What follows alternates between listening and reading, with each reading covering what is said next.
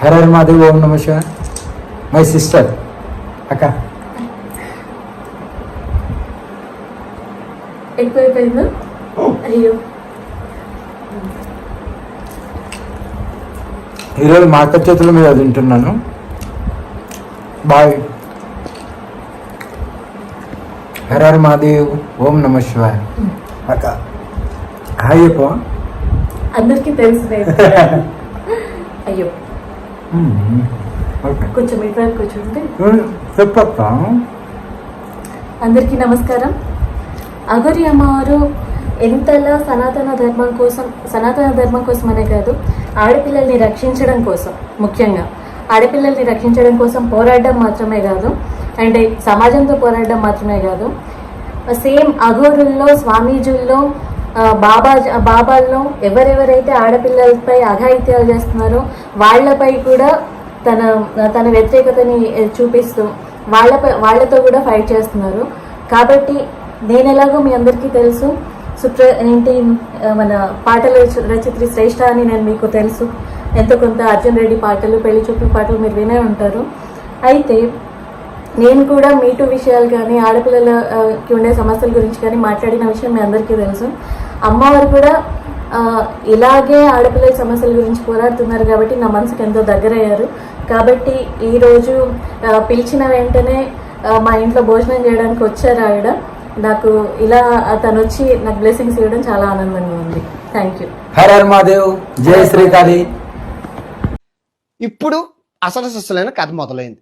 So మన పాప ఆ దగ్గర ఉన్న డబ్బులు కాజేయాలి. మన దగ్గర కారు ఉంది, మంచి బ్యాంక్ బ్యాలెన్స్లు ఉన్నాయి, ఎక్కడికి వెళ్ళినా ఆధారాలు ఇస్తున్నారు, సెల్ఫీలు తీసుకుంటున్నారు, పూజలు చేస్తున్నారు. ఇంకా మనకి కావాల్సింది ఎలాంటి వాడే ఏముంది. ఇప్పుడు కాన్సెప్ట్ మీకు ఇప్పుడు వర్షిని బతుకు ఏమవుతుంది అంటే ఏమవుతుంది, ఎందుకు అవుతుంది? ముళ్ళు చాకు మీద పడినా, ఆకొచ్చి ముళ్ళు పడినా, ముక్కు చిరిగిపోయేది ఆకు అని అంటారు. కానీ అక్కడ ముళ్ళు లేదు కదా. ముళ్ళు వచ్చి ఆకు మీద పడినా, ఆకొచ్చి ముళ్ళు మీద పడినా బొక్క ఎవరికి ఆకు అంటారు. కానీ ఇక్కడ ముళ్ళు లేకపోతే బొక్క ఎలా పడుతుంది? అది కాన్సెప్ట్. అది పట్టేసింది. ఎంత తిరిగినా వాడు దగ్గర ముళ్ళు లేదు కదా, ఈ శీలం ఏమీ పోలేదు కదా అంటారు. సో అందుకు ఆడితో పెళ్లి యాక్టింగ్ చేసి పెళ్లి చేసేసుకొని ఆ శ్రీనివాసు కటిక పేదరికం. ఎంత పేదరికం అంటే అసలు తల్లిదండ్రులు కూలీనాలు చేసుకొని రెక్కాడతాగానే డొక్కాడు. సో వీడు సైకిల్ తొక్కుకుంటూ వెళ్తున్నప్పుడు ఊర్లోని బాల్ ఏదైతే ఉంటుందో వరిబీజాలు, ఆ వరిబీజం ఒకటి చిదిగిపోయి పెద్దదైపోతే ఆ ఆపరేషన్, ఇది బాగానే ఉంది, ఇది పెద్దదైపోతే ఒకటి తీసేశారు. ఒంటి వరిబీజంతో ఒంటి పిచ్చలు వాడు అయిపోయాయి. సో అప్పుడు అది కూడా ఇదేం చేశారంటే ఈ ఊర్లోని పకోడీలు, జిలేబీలు అవన్నీ ఉంటాయి కదా, శనగపిండి ఐటెంలు, అవన్నీ తినడం వల్ల ఇది కూడా డ్యామేజ్ అయిపోయింది. ఇది డ్యామేజ్ అయిపోయి పొల దగ్గరికి తగిలిసింది ఇన్ఫెక్షన్. అంటే చీమి, నెతుళ్ళు అన్నీ వచ్చేసరికి డాక్టర్ చెప్పాడు కోసి తీసేయాలి, లేదంటే నీకే హెల్త్ ఇంకా పాస్ పోసుకోవడానికి అవ్వదు, పైపులు పెట్టుకోవాలంటే డబ్బులు లేవు, దగ్గర 3 లక్షలు అవుతుంది, ఎవరిస్తారు?